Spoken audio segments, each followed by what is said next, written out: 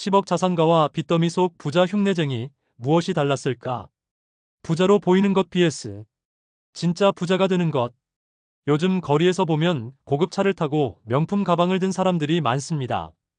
그들은 모두 부자일까요? 많은 사람들이 이렇게 말합니다. 저렇게 비싼 차를 타고 다니는 걸 보니 부자일 거야. 명품 가방을 사는 사람들이 돈이 많으니까 그렇게 쓰는 거 아니야? 하지만 현실은 다릅니다. 우리 주변에는 부자로 보이는 사람과 진짜 부자가 존재합니다.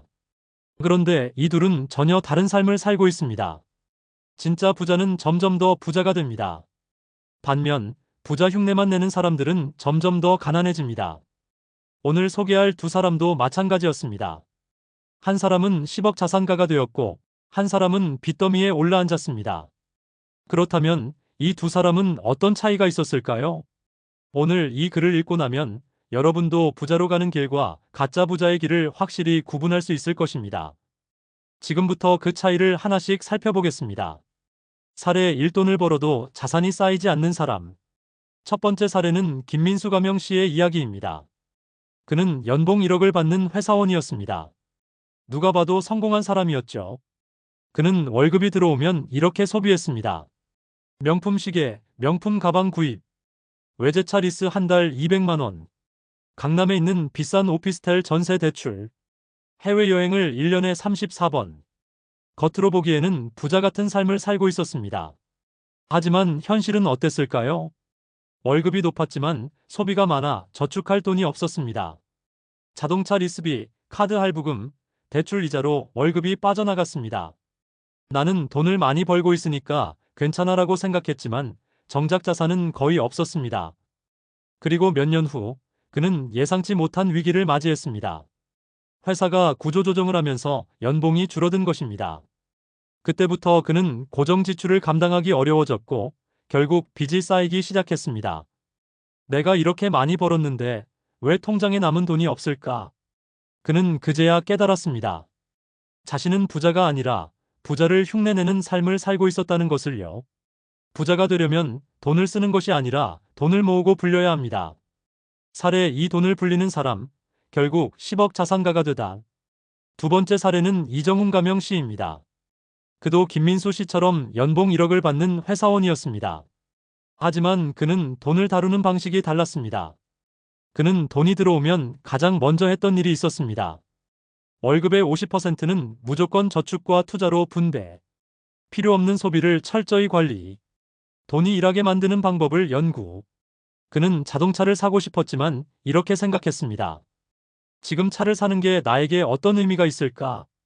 이 돈을 투자하면 몇 년 후에 더 큰 돈이 될 수 있지 않을까? 그는 비싼 외제차를 사는 대신 그 돈을 주식과 부동산에 투자했습니다. 처음에는 작게 시작했지만 시간이 지날수록 자산이 쌓이기 시작했습니다. 그리고 5년 후 그는 10억 자산가가 되었습니다. 회사가 어려워져도 그는 걱정할 필요가 없었습니다. 그에게는 회사가 없어도 돈이 들어오는 시스템이 있었기 때문입니다. 부자가 되는 건 특별한 일이 아니라 돈을 어떻게 관리하느냐의 문제였어요. 부자가 되려면 지금의 소비를 줄이고 미래의 자산을 만들어야 합니다. 사례 3부자들은 인간관계도 다르게 만든다. 마지막 사례는 정우진 가명 씨의 이야기입니다. 그는 돈을 잘 벌었지만 돈을 관리하는 방식뿐만 아니라 인간관계도 부자들과 다르게 만들었습니다. 그는 주변을 둘러봤습니다. 그의 친구들은 돈을 버는 사람들이 아니라 돈을 쓰는 사람들이었습니다.